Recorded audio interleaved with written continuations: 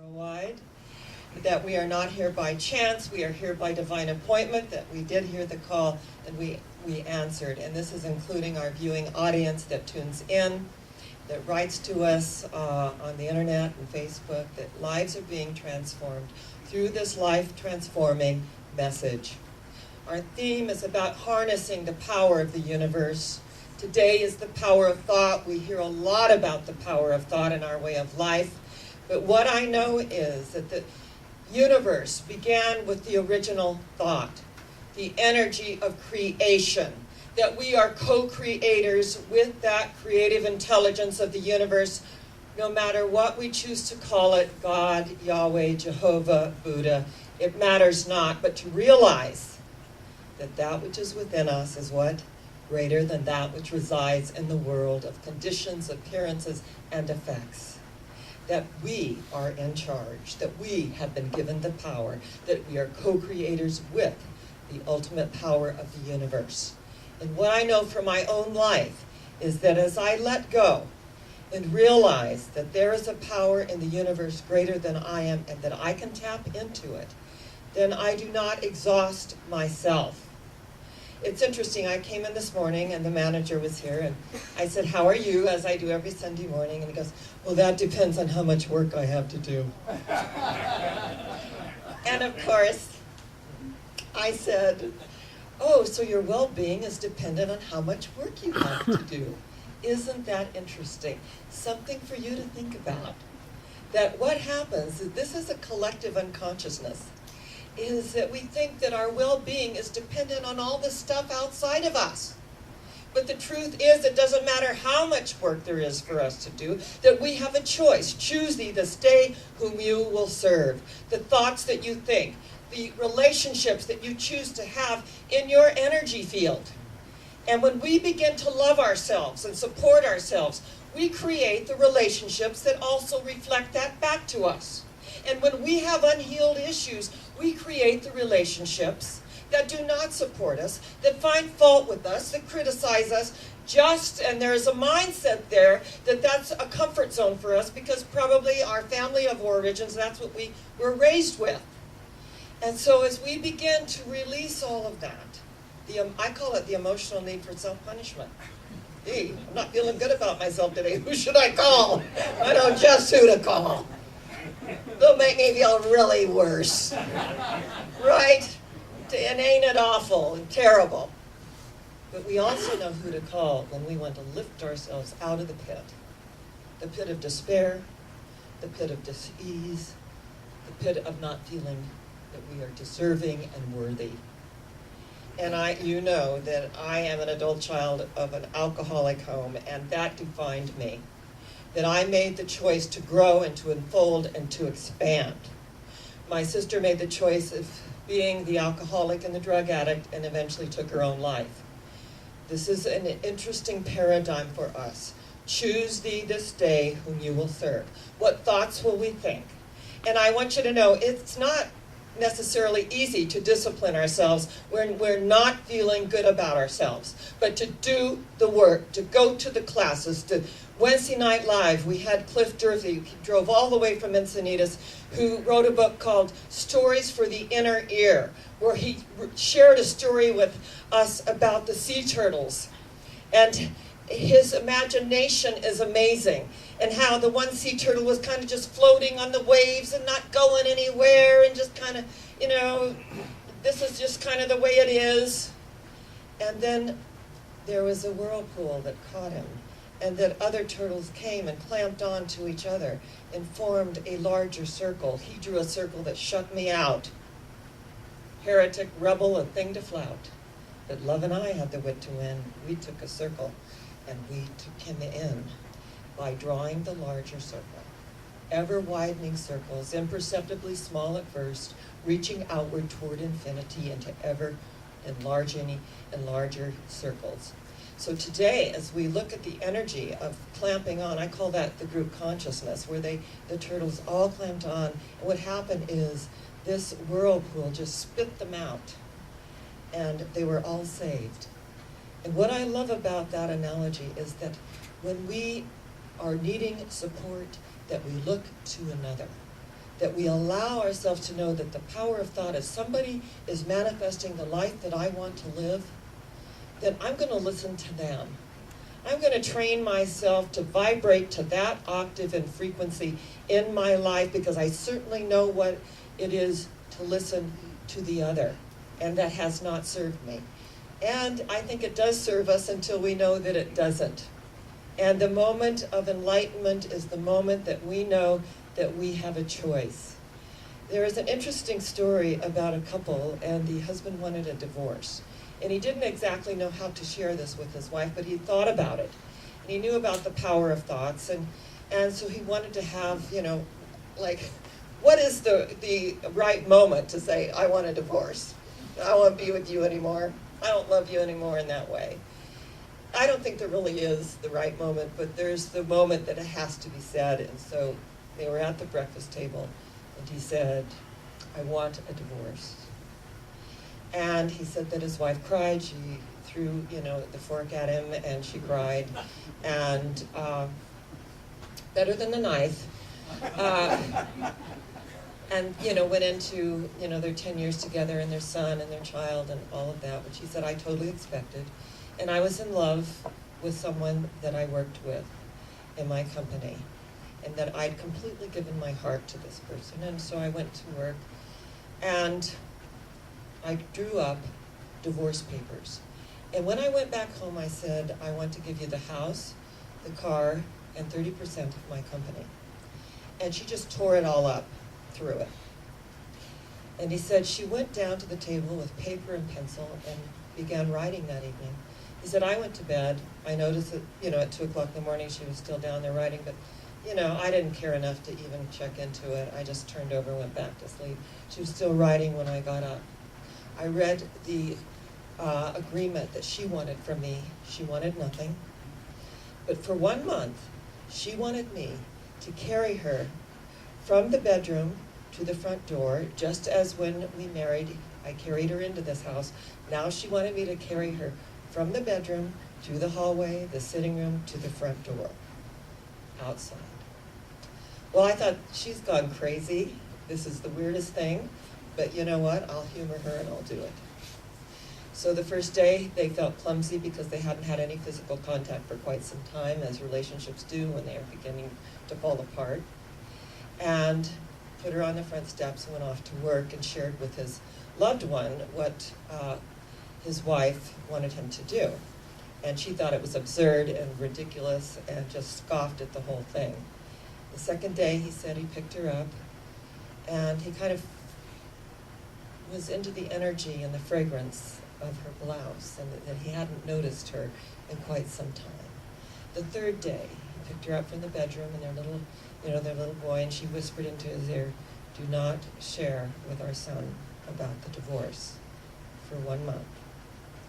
So he said that he would not, but he noticed that she got a little gray, and there were kind of wrinkles in her face he hadn't noticed before from the toll that the marriage must have had on her, and he placed her on the front steps and went off to work. And this went on for several days.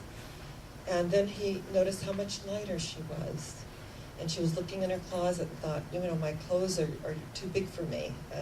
I've got to get something else. And so he would pick her up, and he would notice the energy of her sensitivity, and that they hadn't really been together in that way in so long. And as he went on the 30th day of picking her up in the bedroom, going down the hallway, through the sitting room, and placing her back on the front door, that something had shifted within him, that he began to see her in a new way. And so he went to the office, and he shared with his loved one that he was not going to get a divorce, that he discovered he was still in love with his wife, and that the energy had left the relationship, as many relationships do, because they get in, they forget the magic of the relationship, the love of the relationship, that mystic energy that draws us together in a relationship, and get caught up in the routines of daily living. And that happens to everyone until you catch it and you realize, we're going to pay attention to our relationship. We're going to do the things that empower us as a relationship, because the relationship really is bigger than two people. And so as he shared this with her, he dropped by, he went home, and on the way was a florist, and got a wonderful bouquet of flowers, and he took them into his wife. And he went upstairs, and she was in a very, very weakened position. And he gave her the flowers and said, "I do not want a divorce. I'm still in love with you." And she said, "I am so grateful." And within the week, she passed away of cancer. She did not want her family to know this, but she set it up so that the son would see his father carrying his mother. And every day the son said, "Okay, time to carry Mama to the front door." That he would remember that his father loved her, and energetically why they came together. And what really was amazing about this is that when we put the works with the faith and we begin to pick something up and look at it in a different way, something inside of us shifts. This is a universal law of correspondence. Something inside of us shifts. And we begin to see with new eyes and to think with new thoughts and to reevaluate. Not that some relationships, some bless us by coming and others bless us by leaving, go with God, but by all means go. We have those too, right? We certainly know what those are. But when we can recreate our relationships, and we can take whatever it is in our energy field, and we can begin to pick it up in a new way and look at it with new eyes, that the thoughts begin to shift as well. We know that where a thought goes, energy flows. So when we look at the power of our thought and what it is that we want to manifest in our life, something begins to deepen and expand in our lives. A friend of mine gave me this article, and it was in the New York Times. And it says, Ivy League custodian drops mop to graduate. He was from Yugoslavia, war-torn Yugoslavia. He was Albanian. He's 52 years old. He just got his Bachelor of Arts in Philosophy, studying Seneca. He came to this country like 20 years ago, began working for Columbia University, cleaning toilets, cleaning rooms, mopping floors. He drops his mop to graduate. He entered the Columbian University, and all of the employees don't have to pay tuition, so that was a good thing for him. And eventually dropped his mop and graduated because his basic dominant thought was, I want an education in this country.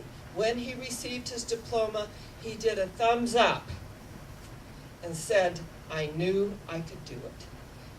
Virgil said, they can because they think they can. Dr. Ernest Holmes said, to learn how to think is to learn how to live. That every Wednesday night we do something. We do the toning of the bowls.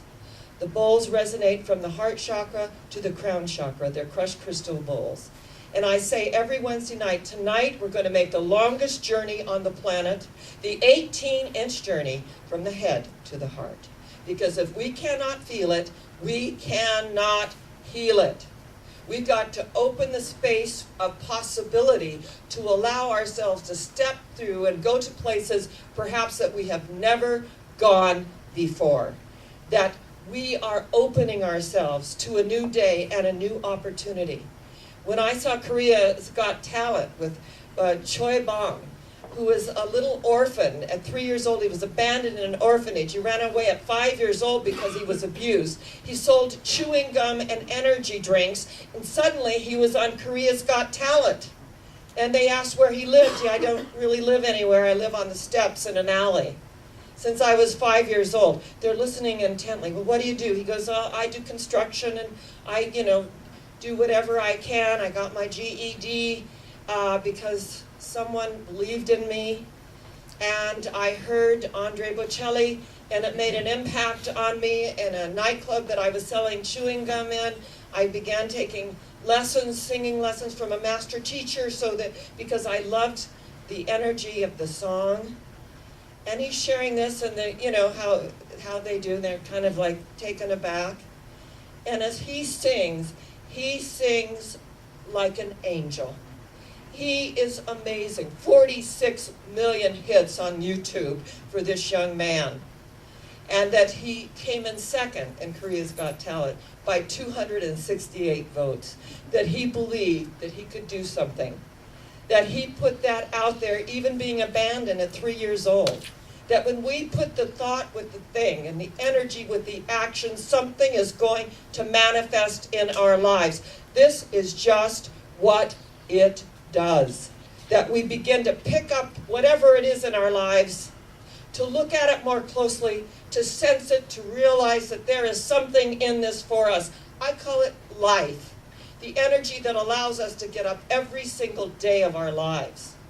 Now, I was at the dermatologist this week, Dr. Timothy Joshin. Oh, he's so cute, too. And, isn't he? He's just adorable. And it was very interesting because I had this little growth on my face, and he said, you know, it's going to turn purple. You know, I'm going to do the thing, and it's going to turn purple. I said, well, great. I'll wear purple Sunday. And he said, I want you to know that the last I was in, I had to go in twice this week. And it was so interesting because he said, oh, I'm so busy. Are you busy? I said, that's a lower vibratory frequency word. No, I never use busy.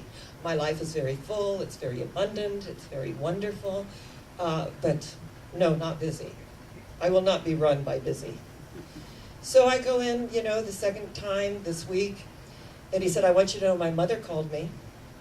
And she said, how are you? Very busy? I said, no, my life is very full. It's very abundant. It's very wonderful. He said, I'm learning. I said, yes, you are, and I congratulate you. You are a really quick study. But we have to begin to train ourselves to look at our lives in a way that is empowering, to say, I am empowered. That all the things that are unfolding in my life are unfolding for a reason, to learn and to grow, but I don't need to go back to where I was for the emotional need for self-punishment. I need to really see that Christ consciousness, that energy of the universe, that love principle gazing back to me in the mirror, that reflection in everyone that surrounds me, to realize that each and every one of us is here by virtue that we thought something first, and that thought manifested, we planted the seed began to grow, that we are harnessing the power of the universe by virtue of the fact that we are disciplined in the art and science of living. And that's why I love this way of life, that it lifts us out of wherever we are, and it allows us to take and to make new choices. Today, we have a choice. And that choice is about a larger life.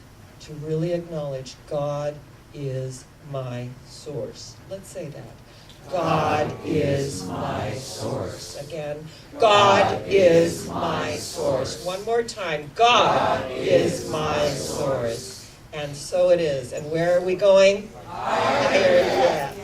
God bless you. I love you. And namaste.